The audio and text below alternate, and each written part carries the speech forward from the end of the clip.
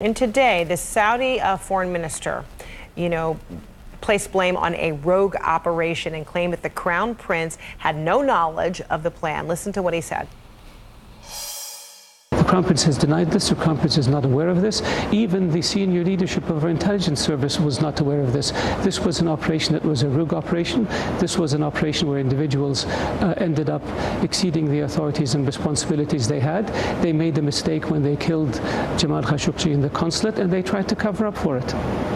So I'm just going to, verbalize that again because the audio was a little dicey there, hard to hear. He says, this was an operation where individuals ended up exceeding the authorities and responsibilities they had. They made a mistake when they killed Jamal Khashoggi. This was an operation that was a rogue operation. Even the senior leadership of our intelligence service was not aware of this. So it's interesting because he is saying, perhaps on one side of his mouth, that there is some knowledge of an operation to be underway among the administration, but then it was taken too far. It was exceeded.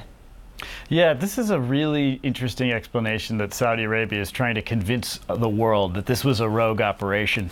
There's going to be some difficult, inconvenient facts that are going to get in the way of this narrative. The Turks have obviously released names and photographs of some of the individuals that flew from Saudi Arabia to Istanbul to conduct this mission. Some of those people have direct ties to the Crown Prince.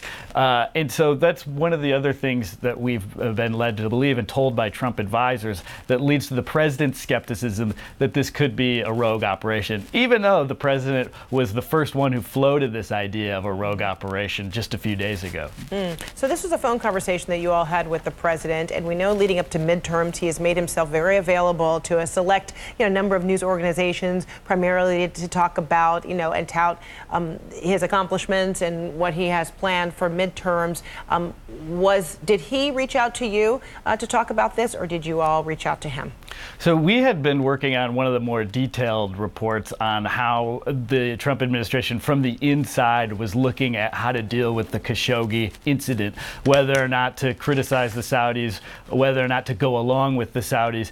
And we had a lot of different accounts from advisors telling us which way they were trying to push him. Lindsey Graham pushing the president to take a harder stance, John Bolton pushing the president to stay close to the Saudis. And so when we revealed some of this reporting, to the White House, this eventually got kicked up to the presidential level, and that's where the president decided to do an interview with my colleague Josh Dawsey on the phone and really give his first take and really give his most critical take of his assessment on the Saudi explanation over Khashoggi's death. Washington Post publisher and CEO Fred Ryan issued a statement calling the explanation a cover-up. He says the government of Saudi Arabia has shamefully and repeatedly offered one lie after another in the nearly 3 weeks since Jamal Khashoggi disappeared in their Istanbul consulate. This is not an explanation. It is a cover-up. President Trump, Congress, and leaders of the civilized world should demand to see verifiable evidence.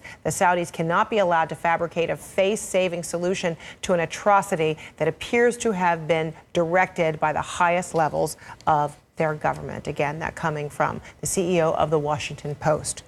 So Jamal Khashoggi is someone who had been very close to the Saudi royal court for decades. He actually worked there for a time. And in this last interview with a Newsweek reporter that was published this week, Khashoggi said he didn't see himself as opposition, but a reformer who wanted a better Saudi Arabia. But he also said he feared his views could land him in prison or worse. With me now is Rula Jibril, the Newsweek reporter who interviewed Khashoggi and wrote that article. Thanks so much. Good to see you again. So, Rula, you write, in that Newsweek article that Jamal Khashoggi said to you that he feared for his life. Talk to me about the last conversation you had with him, why you decided not to publish what he had to say until now. Because I was working on this cover story about Mohammed bin Salman, the Crown Prince of Saudi Arabia, and it was clear from following Jamal's work, it was clear that the Saudis were deeply upset and felt betrayed It's the way the Saudis treat their citizens. They never see them as citizens. They see them as slaves. Mohammed bin Salman thought that his people actually are his slaves, and that's why he treats them. And I think it's the same way the mafia, because I lived also in Italy, the mafia treated the people in Sicily and elsewhere. So if they feel betrayed, and I think Mohammed bin Salman felt betrayed and felt that anybody should work for him and not the other way around. It's a different kind of government, and it's a typical authoritarian government. So usually if they feel that somebody criticizes them, exactly like the mafia, they will send somebody to silence them and kill them. That's why I thought it was too risky for Jamal to publish his words while he was alive. So I didn't include any of that conversation in my Newsweek article in September. And I was hoping against all hope that I would never have to publish his words. However, it was clear from day one when he disappeared and never came out from that consulate, that they will try in any way to discredit him first. And that's why they start putting out rumors that he was an opposition member, he was a Muslim Brotherhood and other things. And sadly, even the president's son tweeted those articles trying to discredit Jamal. Well, it was clear from day one, from my conversation with the Turkish authority, that he was dead. So I decided that his words will not be silent by murder. My goodness. Well, in his passing, it sounds as though it appears as though his words are more powerful than ever. Rula Jibril, it's a fascinating article in Newsweek, and you even have in your last interview with him, you quote him when you asked him about, why the Crown Prince wouldn't like reform, and quoting now from Jamal, he doesn't see the need for that. So sometimes I feel that he wants to enjoy the fruits of the first world modernity and Silicon Valley and cinemas and everything, but at the same time, he wants also to rule like how his grandfather ruled Saudi Arabia. It's a fascinating last account, one of the last interviews from Jamal Khashoggi.